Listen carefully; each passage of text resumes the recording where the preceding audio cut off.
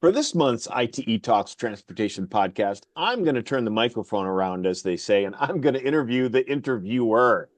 We recently celebrated the 10th anniversary of ITE Talks Transportation podcast with over 100 episodes, all led by the incredibly talented Bernie Wagenblast. So today, it is my pleasure to interview Bernie and learn a little bit about her thoughts as we pass this milestone anniversary. So Bernie, welcome.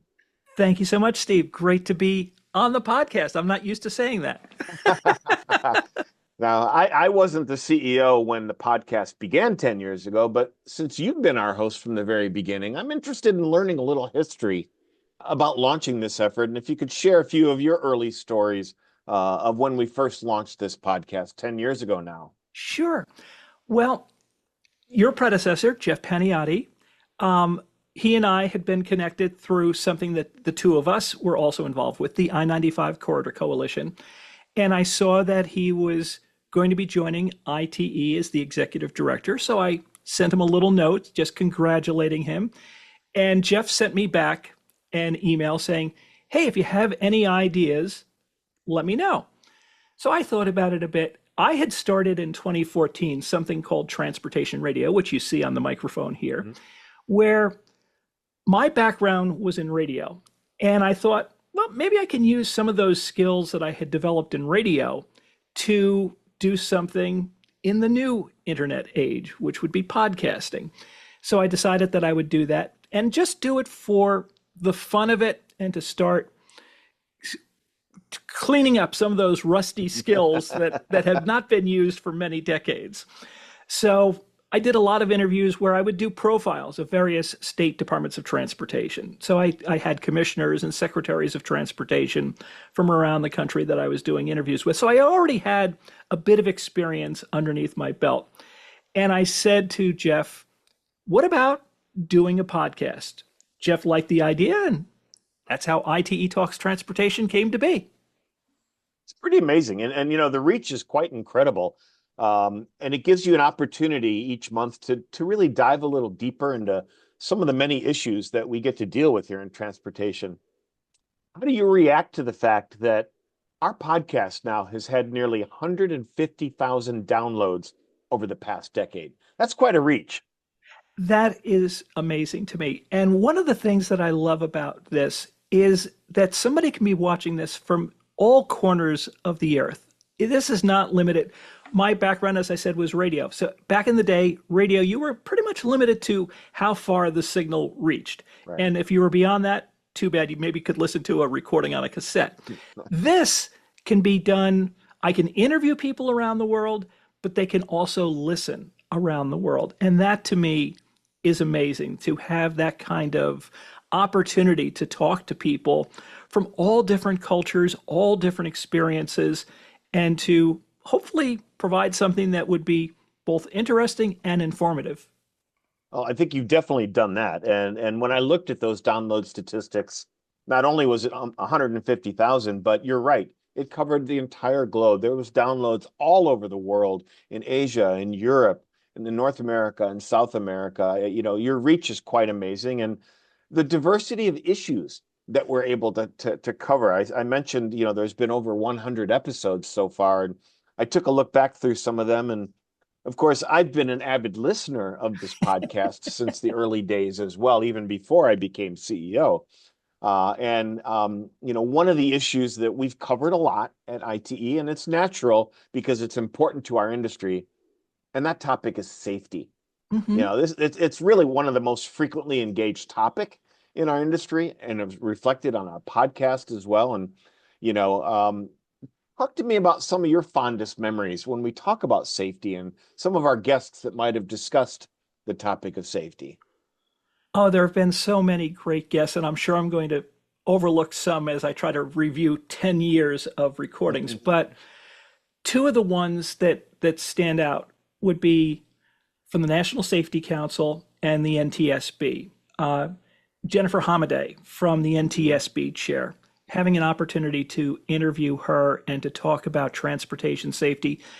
And she covers all different modes of transportation at the NTSB. So we could really get into a lot. Obviously, the focus tended to be more on highway, roadway incidents, but she was a wonderful guest and really provided some insight.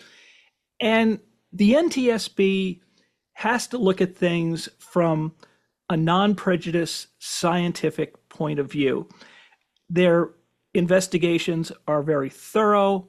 What they have to do to dig up that information is amazing. And just getting a little insight into what goes into that, to me, was just a fascinating experience. Yeah, Jennifer is fun to it's fun to listen to her speak, in her presence, and I can imagine doing an interview as well. I know one of my favorites was actually one of your early ones that you did. I think it was episode 3 or episode 4, where you interviewed Mats okay Beeline. I'm sure I'm murdering his name from Sweden, Mm-hmm. who he was an early pioneer of Vision Zero, and I enjoyed listening to him talk to you about, a lot of folks had challenged this goal that he wanted to put together, and he was ready to debate them and why it was so important that we have this goal of zero fatalities. And he provided a lot of great examples of how they've implemented it in Sweden and how the general public has bought into it there. But he also talked about how other cities worldwide could have adopted that same goal. And I know I took a lot away from that particular interview, which was one of your earliest ones yet. It's pretty Mm-hmm. amazing. Yeah, it was great hearing Matt's talk about all that was going on because Vision Zero, almost everyone talks about Vision Zero now. There are initiatives that are taking place all over the world. But to talk about the early days, the skepticism that he had to deal with, and to some extent still deals with, that was very interesting because it wasn't something that he was backing down on. He was there to defend it. And even if it's not zero tomorrow, the idea is working toward that eventual goal. Yeah, you mentioned National Safety Council too. I'm assuming that was Lorraine Martin. Was also very, very passionate, about safety. And I know I listened to that interview, and she was also a keynote speaker at one of our more recent ITE annual meetings. Very passionate. That seems to be a common theme amongst many of the guests that we have, isn't it? They're very Mhm. passionate about different topics. Yeah, and that comes through. That's one of the things that I like about audio. I'm an audio biased person because of my background, but you can read a sentence from someone on a piece of paper or on a screen, but to hear them say it brings another level of insight into how they feel and what they really are passionate about. And that's what I love about audio is you can hear that. You can hear humor, you can hear a lot of things that don't necessarily always translate into a written piece that somebody Right. wrote. Right. I often tell people it's hard to tell emotion from an email, but when I listen to them, and obviously even more when you see them because you have facial cues, but just listening, you can catch a lot. Mm-hmm. Another topic we've talked a lot about on the ITE Talks Transportation podcast is planning. Some might be surprised that the Institute of Transportation Engineers talks about planning, but the reality is planning, engineering, and operations all have significant overlap in today's industry, and the confluence of those topics reflect that. And any notable memories that you have when we talked about planning in the past? One in particular stands out to me because of my own passion of riding my bicycle. I had done an interview about the Ashto Bike Guide Hmm. and to just talk about some of the things that are being done. 25 years ago, there weren't that many bike lanes around. There wasn't a lot of infrastructure that was designed. It was kind of, well, here, good luck, go out on the roads and see if you can avoid being hit by a car. And to find out a little bit more about that and to share some of my own experiences of riding around on two wheels was something that I really enjoyed doing and how that has to be incorporated into the planning efforts for roadways today. Even when you're talking about interstates, obviously we're not going to put bike lanes on an interstate highway, but there are things that you can do to enhance bike friendliness on overpasses and things of that sort. So even major highways still have elements of bike planning in them.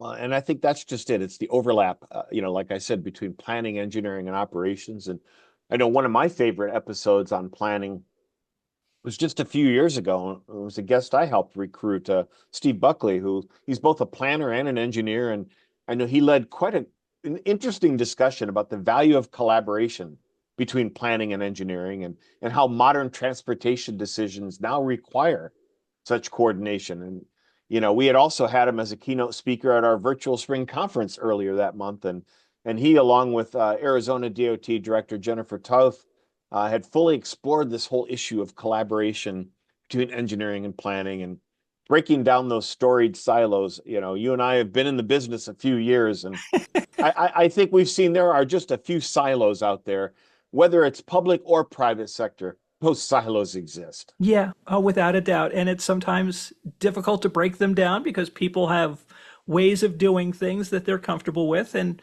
it can be uncomfortable trying something new that you're not familiar with. Oh yeah, oh yeah, and often it takes strong leaders to break down those silos. And leadership is probably another topic that we broach a lot when it comes to our podcast. And we've had a lot of podcasts focus on leadership within the industry, leadership within ITE, leadership within other organizations. And I know you've interviewed everyone from young professionals to elected leaders on our podcasts. And are there any specific people or messages you felt were noteworthy? Well, one that I think of is Shailen Bhatt when he was the FHWA administrator. Shailen had at that point not only worked in the federal government, but he had also had experience heading a DOT in Delaware. He had had experience in the private sector. So he had a lot of different background experiences that he brought to his job as the administrator of the Federal Highway Administration. So I thought that interview was one of the ones that stands out. Another one that stands out in another area of leadership, I'd done an interview with Tamika Butler, who at the time worked for Tool Design, and she was their head of transportation and equity. And talking about equity, and there are many different aspects of equity. In the transportation world, it can involve many things, but it also involves communities that sometimes what was built in the 1950s and the 1960s wasn't necessarily done with an eye toward preserving neighborhoods. And now how do we make sure that when we're doing major projects that we are in touch with what the neighborhood needs are and what the people who live in those communities need and want. So that was another one that stood out. Well, and that's such an important topic. And again, it brings the planning and engineering collaboration right to the forefront. That you have to start thinking about those decisions early in the process and communicating.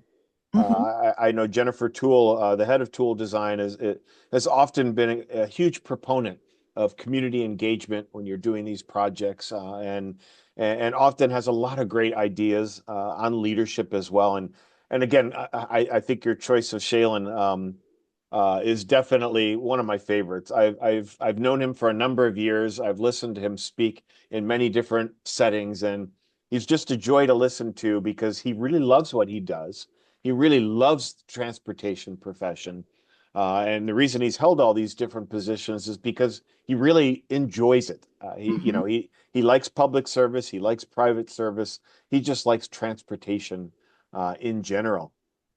You've got quite an incredible storied career as well. And you and I met right after you had finished your first stint as a radio traffic reporter, and then you were involved in this little thing called Transcom in the New York metropolitan area, which was a pretty massive collaborative effort between the public transportation operations in the New York area.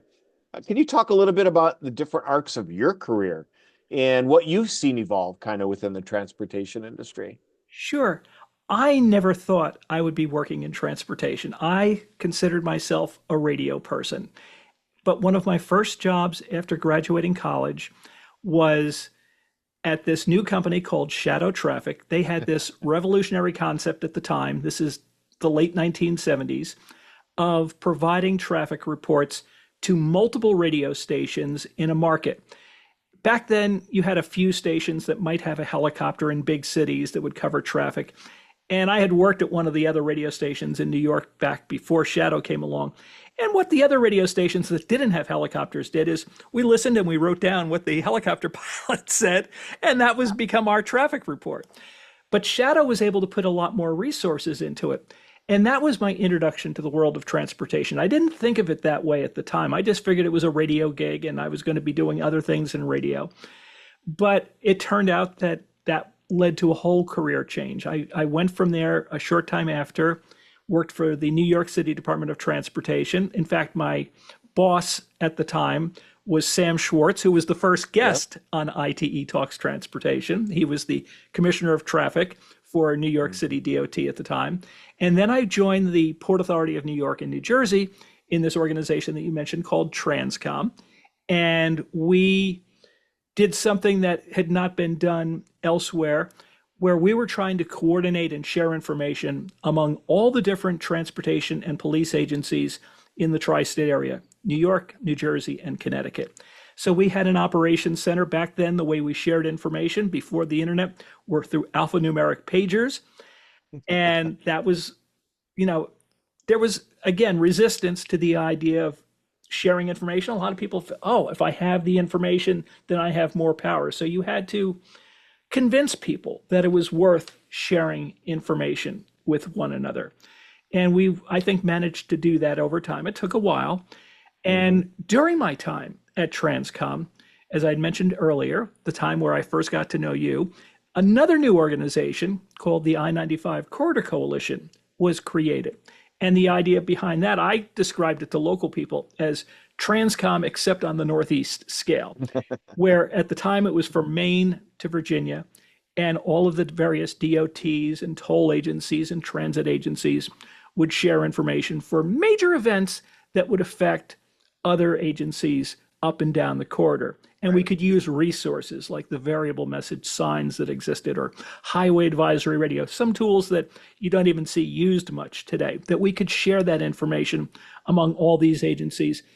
And it wasn't just the sharing of the information that was important. It was the building of relationships that really was key. That was the critical factor in both Transcom and the coalition. We're developing these relationships with people that you might only see at conferences, but here we were working on day-to-day activities, and that really made a difference. It really did. Transcom was a model for many, and the I-95 coalition, it exists today still, 30 years later. I look back to those days and I think, wow, it was groundbreaking. But you also went on after Transcom and you continued providing transportation information. You and I both worked for a company called Smart Route Systems, where we were some of the early pioneers of providing, websites with traffic information. Wow, that was a whole new thing. That this whole World Wide Web was brand new. I guess we're just showing our age now, Yes. but it was really brand new back then, and we got to both work on some of those activities, and you've continued on now for the past couple decades, really representing the whole daily knowledge base of information, helping provide, develop newsletters for organizations like AASHTO, doing our podcast, doing other activities for other state and local DOTs. And you've really become a fixture of transportation communications within our industry. It's quite impressive. Well, thank you. When I was in school and we were studying the history of broadcasting, I had thought, wow, it really would have been cool to have been involved with radio in the 1930s when it was getting off the ground, or television in the 1950s. But I figured, well, there's not going to be any new media that are developed in my lifetime. Well, lo and behold, the 1990s come along. This thing called the internet is becoming popular. Dial up AOL to connect to the internet. And I decided that, well, here is my opportunity to be involved with a new medium right from the ground floor. And one of the things that I started way back in 1998, which I'm always proud to say, I preceded Google being online. I started a newsletter called the Transportation Communications Newsletter, which I still do to this day. It's a daily newsletter, and it's basically a compilation of information about transportation communications from around the world, every different mode of transportation. And it sort of brought me back to my roots of journalism, which is what I had Mhm. started at in doing that. And because I did that, other people saw it. And like you say, I still do it for AASHTO, ITS Canada, ITS Michigan, a lot of different organizations that I'll do newsletters for, Mhm. obviously tailored to what their particular audience interests Right. are. And then the podcasts. So it's come full circle in many ways. And lately, you know, life continues to provide lots of surprises. And Oh one yeah. of the surprises that I've had in the last few years that I never anticipated is getting involved with show business. Mhm. Starting in 2009, I was asked to be one of the voices of the New York City subway. And through that, because almost everybody in the New York area rides the subway at one time or another. Sure. So all these millions of people knew my voice. And because of that, when people needed a subway voice, they call on me quite often. So I got to work with Lin-Manuel Miranda and Issa Davis on an album that they did called Warriors. I got just a few weeks ago, I was in a Broadway show, Cats the Jellicle Ball. I've done a Wow. TV show with Tracy Morgan. It's like, oh my gosh, I can't believe I am doing all kinds of crazy stuff like this that I never ever anticipated and didn't even seek out. It just happened. Well, it's because you were the voice of the subway, and that's what they all knew that. Well, it's great that you've been able to do these many different things. And I know this is our first podcast since I became CEO nearly 3 years ago now here at IT. Can you believe it's almost been 3 years here at Wow. ITE? It's time flies. So I guess before we close, I should at least let you ask one question um, before we sign off here, since you are the normal interviewer. Mm-hmm. Well, we're going to have to do this, a more extended version of this in the future. But for right now, your background was sort of just the coin flip of what mine was, where you started in transportation as an engineer and ended up working in communications and things of that sort. So tell me a little bit about your arc. When you and I first met, you were working for the Maryland State Highway Administration, Was. and a young man on the rise at the time, and your career has taken a lot of interesting twists and turns as well. It really did, and I was at Maryland State Highway at the right time in the right place. They originally hired me because I had a human factors background. I'm an industrial engineer with a human factors background, and they wanted someone to work on an older driver signage program, and that's why I was originally hired. I'm not a civil engineer. Now I know a lot about traffic engineering and all of that, but I'm much more focused on the person, the people themselves. And 5 minutes after I arrived, so they say, that's when this newfangled thing called IVHS, Intelligent Vehicle Highway System, the predecessor to what is today ITS, Intelligent Transportation Systems, it really became popular. And I had to pivot because they needed me to pivot at State Highway to focus more on ITS and operations. And like you said, you and I met. I was helping launch the I-95 Corridor Coalition on behalf of SHA, along with our then administrator, Hal Kassoff, who was one of the big bosses behind this whole thing. And I really got a great, what I'll call a good foundation for my whole transportation career by working in the public sector, by working in an agency, and working on the leading edge of something, which you often don't hear public sector and leading edge in the same sentence. But I was very fortunate to be at that. And I went from there to, Smart Route Systems, where we did, as you and I both worked together doing private sector travel information on TV, radio, internet, all those. I worked on staff at ITS America for a number of years, which really gave me the first real exposure to nonprofit, to working for an industry association, which was fascinating. And then I did the obligatory, stint as a consultant, which I think everyone in their career does at some point, whether it's at the beginning or the end or the middle. I did 15 years with Parsons Brinkerhoff, then became WSP. And I was able to continue at an international level. While I was our national leader for a lot of activities, I interfaced with counterparts internationally. And it allowed me to kind of keep this global footprint that I've always had. So when it came time for Jeff to retire, and Jeff and I, of course, had been friends for many years, and he recruited me to apply for his position, and I was fortunate enough to be selected by our international board. It just was kind of a natural next step for me to continue representing the industry, a little bit different portion of the industry from when earlier in my career. But I've really enjoyed the heck out of it. I really enjoy dealing with the members. You know, ITE has almost 19,000 members now globally, in 76 different countries. Obviously, the majority are in North America.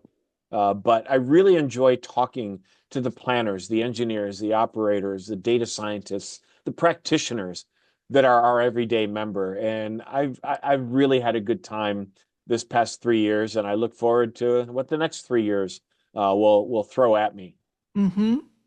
It's you never know what's going to be coming up. Things that we're doing today, you and I never conceived of back in the mid 1990s, and it doesn't seem like it was all that long ago. Yeah, it doesn't. It doesn't, and that's kind of the scary thing. But Yeah. well, this has certainly been fun reminiscing about our past, and more importantly, celebrating the 10-year anniversary of our ITE Talks Transportation podcast. Congratulations to you on a great job for all that. Thank you Yeah. for all the work you've poured into this medium. As you said, this newfangled medium called podcasting. You've really made it great. And thanks for helping make our podcast the long-standing success that it is. Thank you so much, Steve. It has been a pleasure, and I've enjoyed every moment of it.